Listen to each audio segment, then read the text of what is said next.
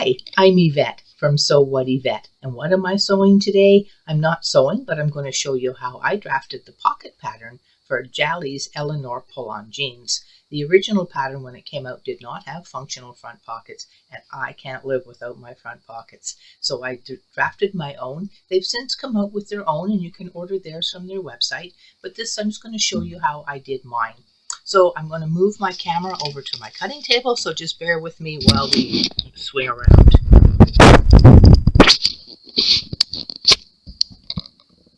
A little bit higher so that you can see, and then I have to mirror my picture so that we're not working backwards. Fabulous. Okay, so here we are in the workspace.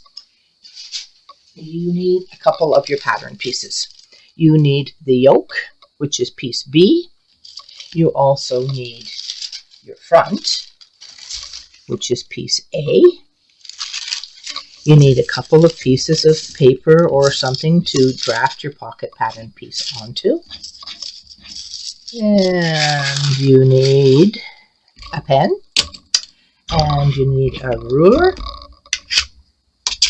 And you need some pins. So let's get this party started. Let's lay out the front piece. First thing I did was, using my ruler and my pen, I drew in the 3/8 of an inch sewing line all along the front where this pocket's going to, or where this pocket's going to be sewn to. I also did it on the yoke where it would originally have been sewn to the front to create this faux pocket. Then I'm going to put one piece on top of the other, lining up the actual sewing lines. And it does fit absolutely perfectly. And stick a couple of pins in to hold it all in place. So this is what the front will look like after this yoke has been sewn on. So take one of your pieces of paper, lay it on top, and you can see through it quite nicely. Use your pen, and I'm just going to pull it off for a sec to point out a couple of things. I have raised my rise in these by 2 inches, so that's why these look longer than the original. Also make sure that you mark your notches. This is the one that's right beside the yoke. This is the one that's on the hip. We're going to need those when we draft our pocket piece. So lay the piece of paper on top and just trace around the outside at the hip. Go to your notch, go about 1 inch beyond that, and then draw a line straight in about 1 inch. Going back up to the top, we're going to draw in the curve at the waistline. We're at the notch, it's right here, let's mark it. And let's go 1 inch, about 1 inch, I'm not going to measure it, I can eyeball it, beyond that. So we've got 2 benchmarks here. I need my pocket to fit my hand, so I put my hand on top, and just below my wrist, where you can't see, move the camera just a wee bit here, just below my wrist, I'm going to make a mark. And that's how deep I want my pocket to be. So here where we've drawn in about 1 inch, we're going to curve down till we get to that mark that I just drew. At the top, we're going to go straight down, about parallel with your side seam. And then you're going to curve around. And there is your basic pocket shape. And we can take this piece off now. We can move our front out of the way for a moment. And I'm going to call this front pocket back. Now I'm going to take my other piece of paper and I'm going to put it right on top, and I'm going to trace what I just drew. This piece ultimately will be the front of the pocket, and I'll actually show you on a pair where each piece goes. Coming down, there's my notch. Let's mark that notch while I'm at it. There's that straight line in, and then curve to the bottom.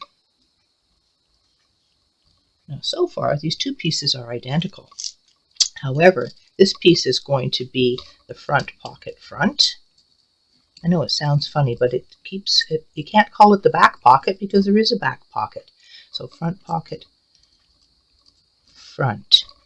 Get the R in there. Okay, I'm moving the back piece away, bringing my front back into the work area, putting this piece back on top, taking the pins out, removing the yoke, but putting this piece on top, matching my notch at the side seam, matching my notch at the top.